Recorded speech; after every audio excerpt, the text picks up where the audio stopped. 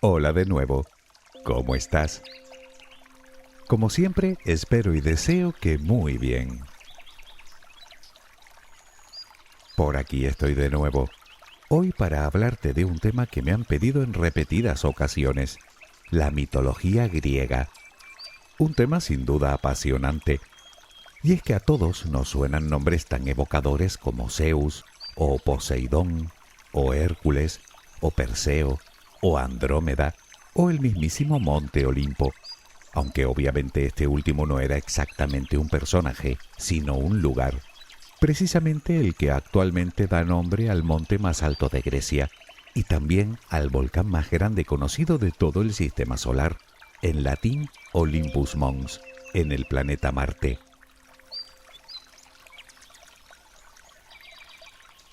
Si a cuerpos celestes nos referimos, todos los planetas de nuestro sistema solar llevan los nombres de las versiones romanas de dioses griegos, menos uno, Urano, que en la mitología griega era el padre de los titanes.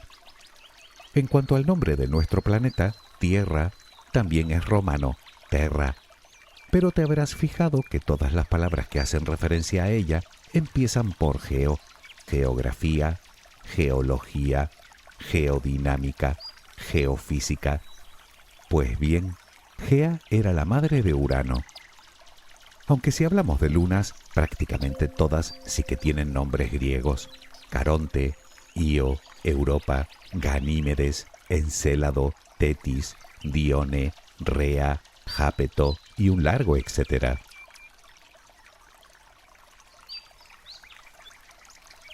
Resumir en un solo audio toda la mitología griega es una tarea imposible, salvo que el audio dure años, claro. Hablamos de una amalgama de historias con miles de personajes, entre los que se encuentran dioses, titanes, semidioses, héroes, ninfas, demonios, monstruos y un largo elenco de actores de lo más variopinto. Lógicamente no puedo detenerme en todas y cada una de esas narraciones, pero sí puedo darte una visión de conjunto, respondiendo a preguntas tales como ¿de dónde proceden todas esas historias? ¿Quién o quiénes las inventaron? ¿Cuándo? ¿Con qué finalidad?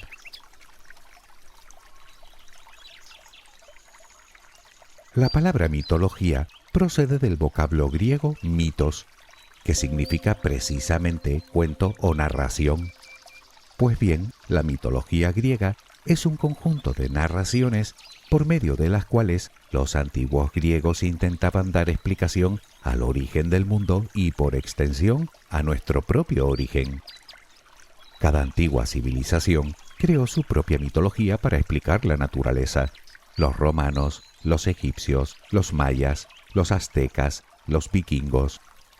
No obstante, para entenderlo bien, debemos considerar que hablamos no solo de la idea que tenían esos pueblos del origen del universo, de sí mismos y del resto de la naturaleza, sino que su mitología era su religión, su historia, su acervo cultural y el principal motivo de su arte, y en especial para los antiguos griegos.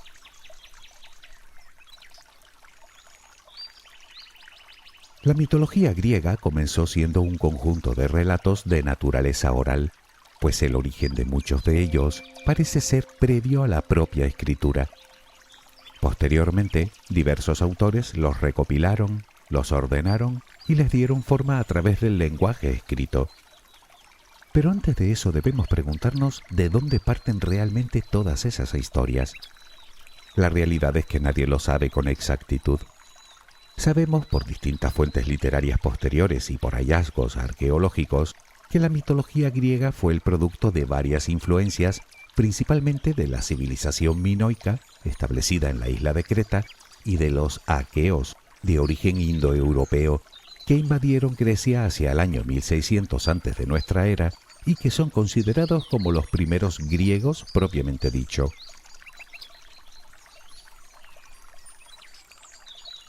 En cualquier caso, hasta el 1200 a.C. no podemos hablar de civilización griega como tal. De hecho, al periodo comprendido entre la invasión de los aqueos en el 1600 a.C. hasta el 1200 a.C., lo llamamos periodo micénico.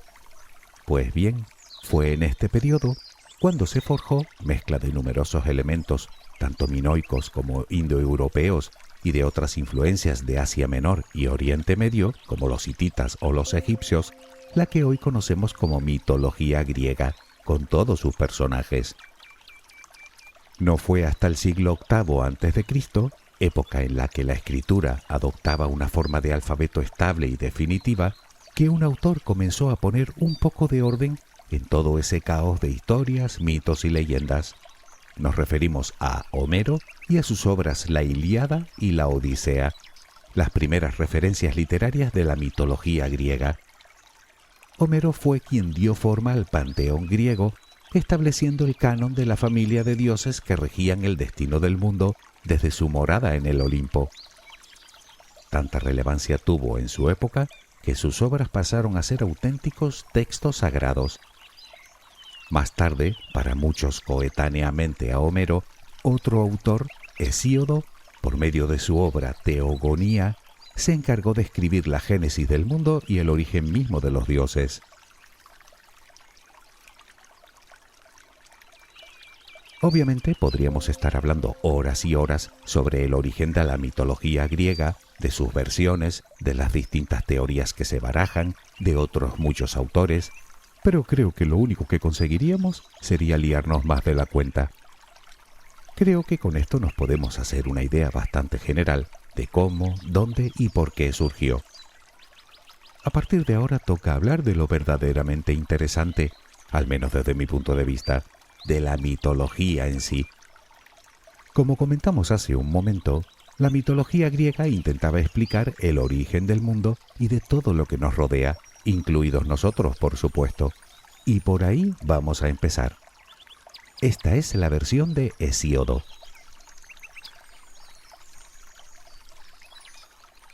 Al principio solo existía el caos, lo que viene a ser la nada, una especie de deidad primigenia completamente hueca, vacía, sin forma, y en cuyo interior se crearía todo lo demás, empezando por otras tres deidades: Gea, tierra; Tártaro, inframundo; y Eros, amor. No hablamos de Eros, el dios del amor, hijo de Afrodita y Ares, sino de alguien muy anterior. Una vez que apareció Eros, el amor, Gea y Caos, dos deidades femeninas, ya podían procrear, eso sí, cada una por su lado. Caos dio a luz a Erebus, oscuridad, y a Nix, noche. Oscuridad y noche a su vez se unieron, y fruto de esa unión nacieron Éter, aire, y Hemera, día. Por otro lado, Nix, noche, de forma individual, tuvo más hijos, entre otros a Thanatos, muerte; a Hipnos, sueño; a Geras, vejez; a Némesis, venganza; o a las Hespérides, tres ninfas que más tarde se encargarían de cuidar del jardín de la diosa Hera.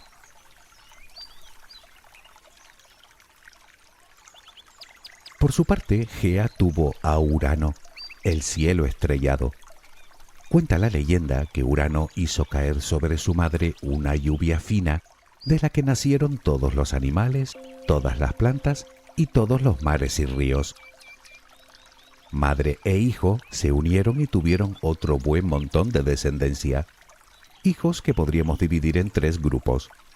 Por un lado tuvieron a los cíclopes, tres gigantes de un solo ojo que terminaron siendo constructores y herreros. Tuvieron también a los llamados hecatónquiros o hecatónquiras, palabra que significa los de 100 manos, tres gigantes con 100 brazos y 50 caras, cada uno. Y por último tuvieron a los 12 titanes, o mejor dicho, a 6 titanes y a 6 titanidas, masculino y femenino. Más tarde los titanes tendrían a su vez más descendencia. Unos crearían a otros titanes, serían, por decirlo así, titanes de segunda generación, como Helio, Selene, Atlas, o uno que te sonará, Prometeo, quien más tarde no solo crearía a la humanidad, sino que les entregaría el fuego que previamente había robado de los dioses. Mientras que los hijos de otros titanes no serían titanes, sino dioses. Enseguida lo veremos. Pero antes hagamos un paréntesis.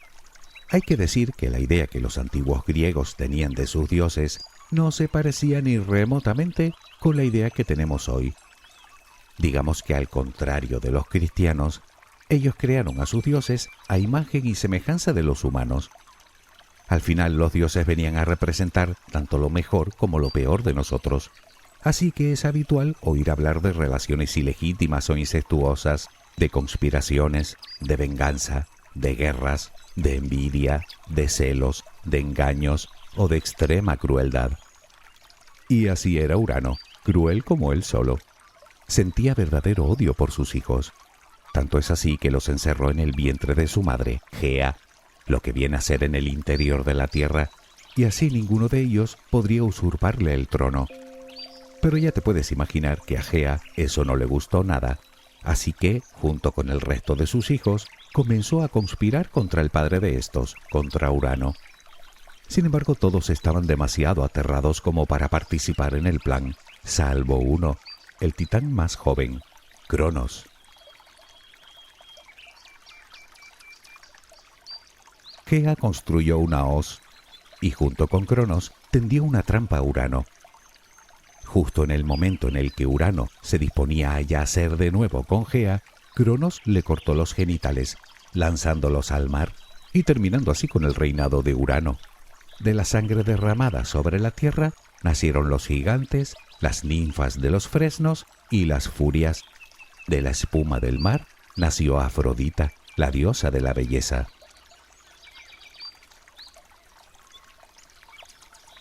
No se especifica bien qué fue de Urano. Lo que sí parece claro es que su hijo, el titán Cronos, pasó a ser el siguiente gobernante. Pero como se suele decir, de tal palo tal astilla. Lo primero que hizo fue encerrar a los cíclopes y a los hecatónquiros, sus hermanos, en el Tártaro. Luego se casó con su hermana, la titánide Rea, que dio a luz a 5 hijos, a los que Crono devoraba según iban naciendo, por la misma razón que Urano había encerrado a los suyos, para que no le arrebataran el poder. Seguro que recuerdas la pintura de Goya, Saturno devorando a su hijo. Pues eso, solo que Saturno es la versión romana de Cronos. Siguiendo el consejo de su madre, Rea se vio obligada a conspirar contra Cronos. Al nacer su 6º hijo, lo escondió en la isla de Creta y fue criado por unas ninfas, y en su lugar le dio a Cronos una piedra envuelta en pañales, haciéndole creer que era el bebé, y éste, ignorante de la treta de su esposa, se la comió.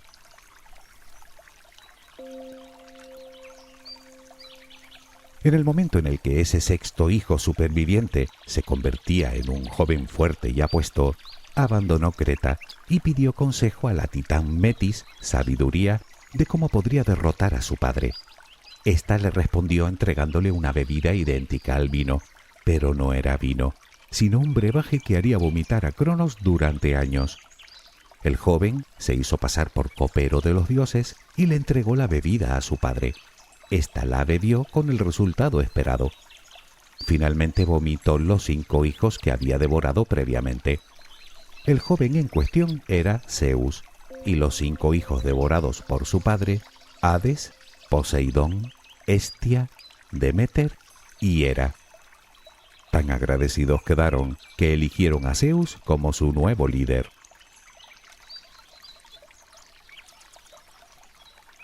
Con todo, Cronos seguía teniendo el poder y sabía que tarde o temprano su prole, los dioses, intentarían arrebatárselo, pero estaba demasiado anciano ya como para repeler cualquier ataque por sí solo, así que pidió ayuda al resto de titanes, lo que condujo a una guerra entre los titanes, liderados por el más joven, Atlas, y los dioses, liderados por Zeus. Aunque ambos contendientes eran muy poderosos, las fuerzas empezaban a decantarse a favor de los titanes, así que Zeus tendría que buscar más ayuda, y la encontró. Fue al Tártaro y liberó a los hermanos de Cronos, a los hecatónquiros y a los cíclopes.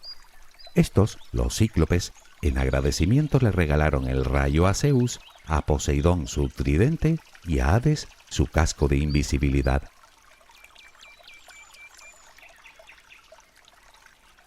Pero la guerra continuaba. Estaba claro que a fuerza bruta los dioses no iban a poder doblegar a los titanes. Necesitaban ser más astutos.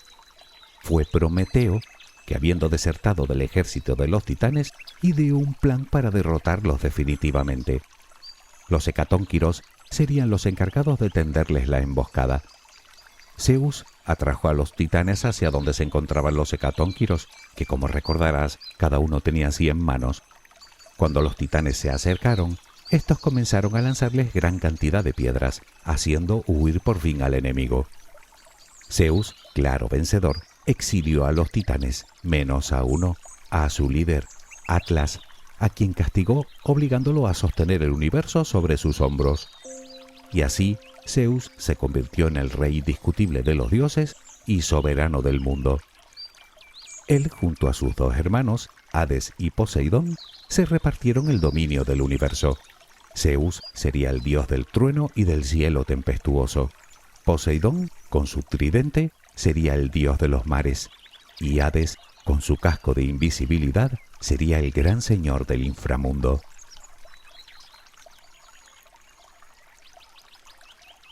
Como ya sabes, Zeus vivía en el Olimpo. Para los antiguos griegos, se trataba de un monte muy alto, rodeado de un espeso manto de nubes, inaccesible para los simples mortales, y en cuya cima se hallaban los palacios donde residían los dioses. Aunque no todos, solo los más importantes, los llamados dioses olímpicos, algunos de ellos hijos del propio Zeus. Hablemos de los dioses olímpicos. Empezamos con Zeus, el rey de todos ellos. Hera, su esposa, diosa del matrimonio y de la familia. Poseidón, al que ya conoces, dios de los mares y de los terremotos. El más joven era Dionisio, hijo de Zeus y de una mujer mortal, el único semidios que vivía en el Olimpo, considerado el dios del vino y de la celebración. Tenemos también a otros 2 hijos de Zeus, Artemisa, diosa de la cacería, de la naturaleza y de todos los animales, y su hermano gemelo, Apolo, dios del sol, del conocimiento y de la medicina. Hermes, el mensajero de los dioses, siempre representado con alas en su calzado, era el dios del comercio, de la mentira y de los ladrones. Un tipo interesante. También estaba Atenea, diosa de la guerra y la estrategia. Precisamente en su honor, la capital de Grecia se llama Atenas. Nos quedan Ares, hijo de Zeus y Hera, dios de la guerra, de la violencia y la destrucción, alguien que por cierto parecía no caer muy bien al resto de los dioses. Afrodita, diosa de la belleza y del deseo, como recordarás nacida de la espuma de mar. El esposo de Afrodita e hijo de Hera, Hefesto, el dios del fuego y de la forja. Y la última, Demeter, diosa de la fertilidad y de la agricultura.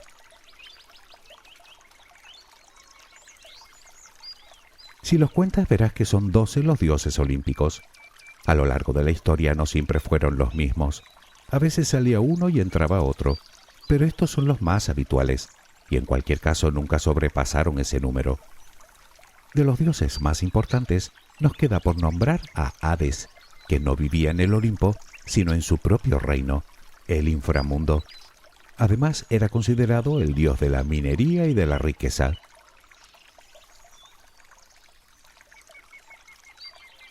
Según la época y el autor, la historia podría cambiar sensiblemente, pero básicamente es así como lo contaron Hesíodo y Homero, 2 de los referentes más importantes de la mitología griega.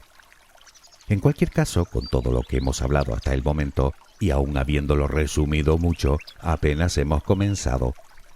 La mitología griega está compuesta por otro buen montón de fantásticas narraciones, con otro sinfín de personajes como semidioses, héroes, monstruos y un largo etcétera, conocidas como mitos.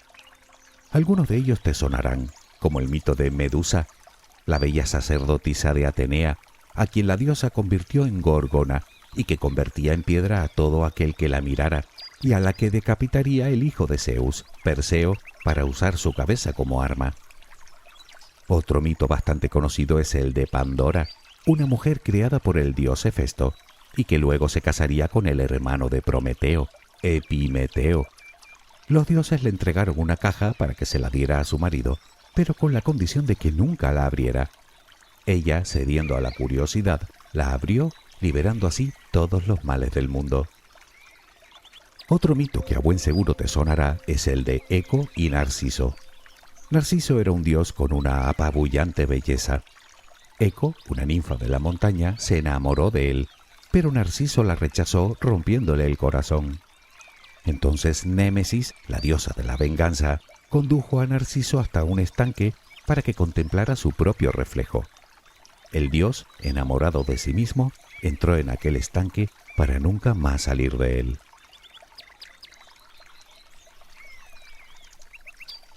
Podríamos pasarnos horas enteras narrando mitos.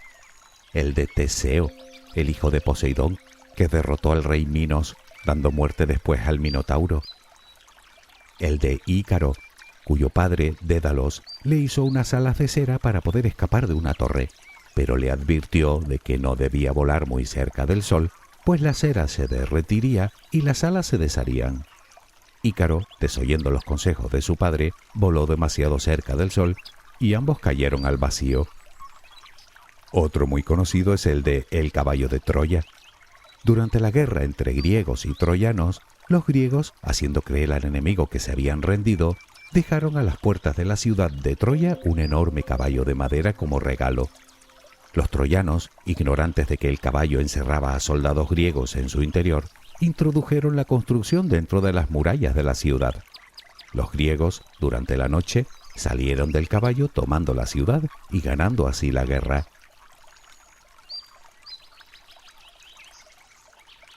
Y déjame contarte otro más, el de Hércules, Heracles en griego. Zeus, que aparte de ser el rey de los dioses, era un espabilado de cuidado, sedujo, como era su costumbre, a una mujer mortal, Aigmena, esposa de un gran guerrero, Anfitrión, por el que Zeus se hizo pasar para seducirla. Aigmena dio a luz a 2 mellizos, uno de ellos hijo legítimo, Ificles, y el otro hijo de Zeus, el semidios Hércules. Como era de esperar, a Hera, la esposa de Zeus, no le hizo ninguna gracia la infidelidad de su esposo, así que envió a 2 serpientes a matarlo cuando aún era un bebé, pero Hércules se deshizo de ellas con sus propias manos. Cuando creció, Hércules se casó con la hija del rey Creonte, Megara, pero Hera tenía algo más reservado para él. La diosa, presa de furia, lo enloqueció y le hizo asesinar a su mujer y a sus hijos.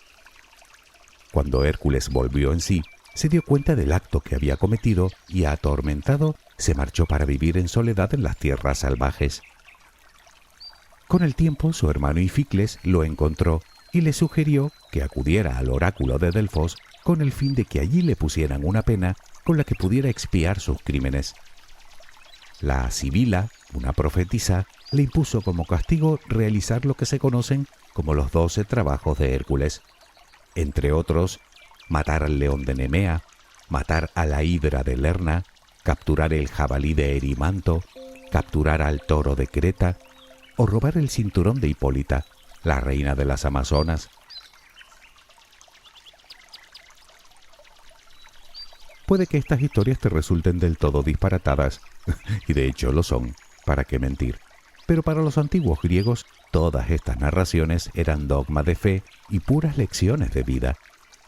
En cualquier caso, hoy en día siguen siendo historias apasionantes y maravillosas que después de miles de años nos siguen inspirando, como han inspirado a innumerables artistas de todos los tiempos. A mí desde luego que sí, no sé a ti. Más adelante, si quieres, podríamos tratar algunos de estos mitos más en profundidad. Si quieres. Espero que tengas una luminosa jornada. Hasta muy pronto.